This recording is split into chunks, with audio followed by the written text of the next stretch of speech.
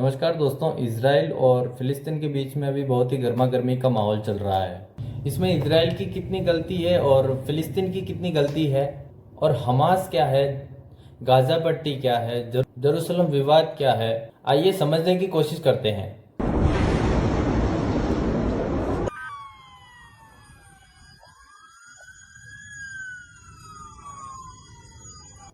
दोस्तों, एक समय था जब इजराइल का कोई नामो निशान नहीं था, पर आज जहां पर इजराइल है वो पूरा एक समय फिलिस्तीन था। पर फिलिस्तीन के अंदर उस समय कुछ यहूदी रहते थे।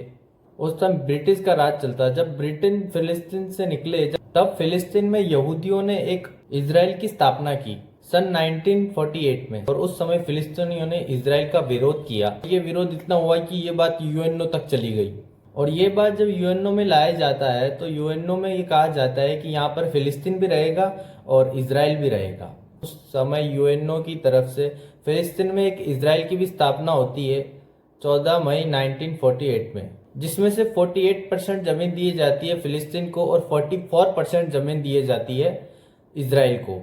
और बाकी जो 8% जमीन बचती है वो यूएनओ खुद के कंट्रोल में रखता है। ना ही वो फिलिस्तीन की रहेगी, ना ही वो इजराइल की रहेगी। जो 8% एरिया यूएनओ ने अपने कब्जे में लिया था वो जेरूसलम था। असल में वो एक राजधानी थी वहां की। और दोस्तों, यही बात बाकी अरब देशों को अच्छी नहीं लगती है। और जैसे ही इजराइल की स्थापना होती है 1948 में, इजराइल पर हमला बोल दिया जाता है सारे अरब देश मिलकर। और ये सारे के सारे पड़ोसी देश थे और 8 देश थे। और इजराइल इन 8 देशों को सिर्फ 6 दिन में हरा देता है।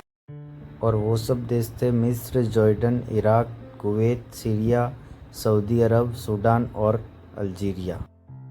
इसी के चलते इजराइल के खिलाफ एक आतंकी संगठन खड़ा होता है, हमास नामक। और यह आतंकी संगठन बार बार हमला करता है और इसका अंजाम भुगतना पड़ता है फिलिस्तीनियों को अंजाम ऐसे भुगतना पड़ता है कि हर बार उनको पीछे हटना पड़ता है। आज पीछे हटते हटते आज इतना सा फिलिस्तीन रह गया एक कोने में, आप देख सकते हो। और इस बार जो इजराइल और हमास की जो जंग हो रही है, इसमें इजराइल ने कहा है कि हम प्रॉपर एक वॉर डिक्लेयर कर रहे हैं, जिसमें हमास आतंकियों का नामो निशान मिटा देंगे। असल में इजराइल देखा जाए तो फिलिस्तीनियों के खिलाफ नहीं है, वो आतंकी संगठन है उनके खिलाफ है। और इसीलिए भारत इमोशनली इजराइल के साथ है।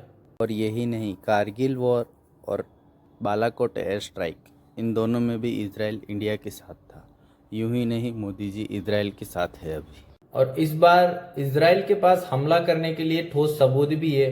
उसके ऊपर रॉकेट भी दागे गए हैं। शुरुआत में ये ऐसे बताया जा रहा है कि 5000 से ज्यादा रॉकेट दागे गए हैं इजराइल के ऊपर, जिसमें इजराइल का बहुत ही कम नुकसान हुआ है। क्योंकि इजराइल के पास एक डिफेंस सिस्टम है, one of the best defence system में आता है। 1947 में जब इंडिया में लड़ाई हुई थी, तब भी इजराइल से ही वेपन खरीदे थे इंडिया ने। और इजराइल हर हमले के पहले वहां पर बता देता है कि हम इस जगह पर हमला करेंगे, ये जगह यहाँ से खाली कर दो।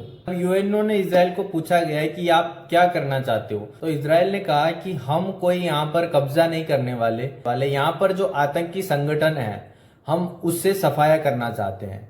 क्योंकि जो वहां पर आतंकी संगठन है वो वहां पर अंडरग्राउंड रहता है, वो जमीन के अंदर टनल बना के उसके अंदर रखा जाता है।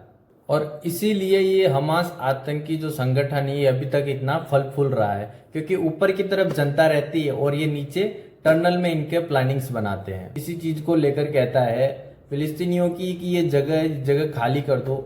और दोस्तों, ऐसे में एक और नई खबर आती है कि इंडियन आर्मी भी वहां पर पहुंच चुकी है।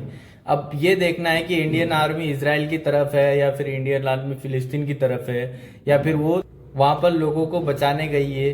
क्या है आगे का प्रोसेस, जानते हैं अगले वीडियो में। और दोस्तों, इसी बात पे लाइक करें, कमेंट करें और शेयर करें। और दोस्तों, ऐसे इंफॉर्मेटिव वीडियो देखने तो प्लीज़ मुझे सब्सक्राइब करें, लाइक करें। मिलते हैं अगले वीडियो में।